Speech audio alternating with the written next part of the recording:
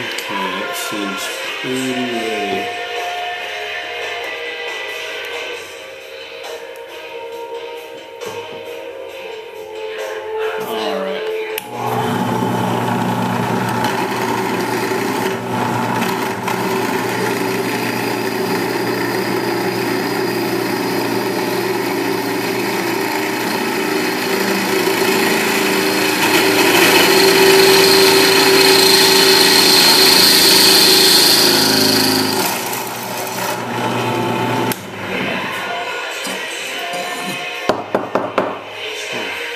Well, there you have it. Now we're going to take the rotary drill and connect the dots. And this thing does heat up fast, so you should probably wear gloves if you ever attempt this. Right, we're going to get started on that now, and we'll get back to you in more footage. What we're doing right now is slowly shaping the metal. As you can see, I've got it wedged between two pieces of sheet metal, just flat steel, 1/4 inch, and I think it's a 3/16 that I had laying around. Just got it wedged up in there. We've got it laying right along the score marks. And yeah, that's my son welding, acting like he is. What we're just going to do is slowly form this. You're just going to do baby taps on it like this. You don't want to do it all at once, otherwise you're going to warp it and make a bad shape that you really don't want in the end. So we're just going to massage it out and go from there on each side.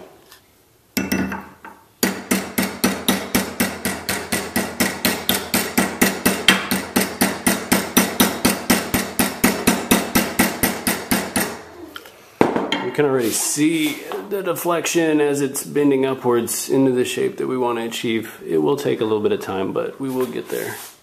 Alright guys, so here's the piece all bent up.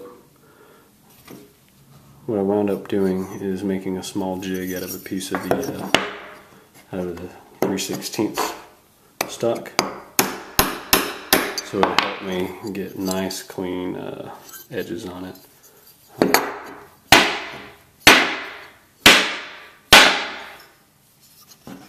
There we go. Have at you. See, just a basic piece made at the same size as the inside of this. That way you get a nice clean end. You can see there's some tiny, tiny gaps along the edges. Shouldn't be too big a deal as we're welding. I guess we'll find out when we actually start burning it in with the torch. We're going to wind up welding it up with. The next video is going to be this hobby welder. It's a MIG welder that I picked up from Harbor Freight. About 100, 120 bucks, depending on what time of the year you get it. And we'll wind up starting that up tomorrow. What we'll probably wind up doing is making some simple passes. Starting from the bottom right here, we'll just do a zigzag, working our way up on each corner. And then we'll call it a day. Anyway, until then, I'm glad y'all are watching these videos, and I hope that they help and show that anybody can really do this. All you need is the tools, or a friend that has the tools at least. So we'll have more to come here pretty soon.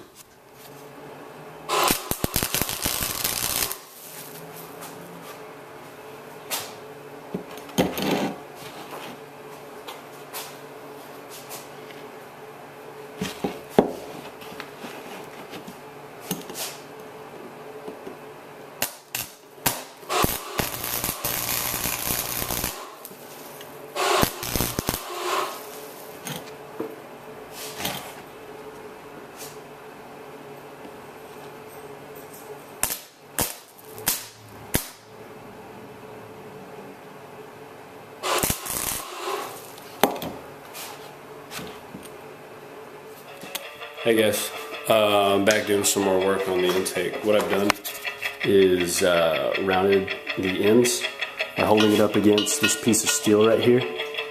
Oops. And then I took a Sharpie marker and basically drew where the cuts were going to be made. Now it fits damn near perfect with the contour of this pipe. So what we're going to wind up doing is cutting out a section of the pipe that we need. Depending on our application. If I'm going to do this for the new 5.0 Mustangs, I'm actually just going to cut out a section maybe about 6 inches or so, because the stock intake piping on there is sufficient. It doesn't have a lot of obstructions that are going to cause turbulence of the airflow. So really all you need to do is replace the mass airflow sensor housing, or the airbox housing. That way you can replace it with a cone filter, and I'm going to get rid of all that nasty junk up there. So I'm just going to wind up making two.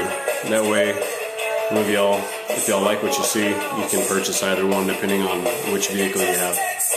For the V6 model, we're going to wind up taking, I don't know, probably from here to here. Basically the equivalent of the same size that comes in there. What you can do is just wind up putting this back together, take a rough measurement with a measuring tape or a carpenter's ruler, and you should be done. Cut out the section you need. Or I could just take the one off my car that I've already built and measure that. Nonetheless, I'm going to go into the next step. I'm going to go ahead and cut out the length for the V6, and I'm going to get working on another one for 5.0, unless one of y'all requests otherwise. If nobody has a V6, I can always chop out a couple inches off of each side and make it 5.0 appropriate. So what I'm going to wind up doing now is go ahead and burn these. I'm going to go ahead and tack weld this in place on the tube, and then yeah, I'll tack weld it in there, and then I'll fully burn it in with the MIG welder. You know, I could do it with a stick. I can stack dimes with a stick, but the MIG, something I need to work on, and I seem to be getting better with it the more and more I use it. So that's probably going to what I'm going to wind up doing. Alright, well, y'all see what comes up next on the next video, okay? Later, guys. Alright, guys. All we've done so far, as I said last time, measured off 14 inches. And then I traced with the Sharpie pen the same section, just off of our piece that we have made. Just laid it on here. Did the Sharpie marker on the inside.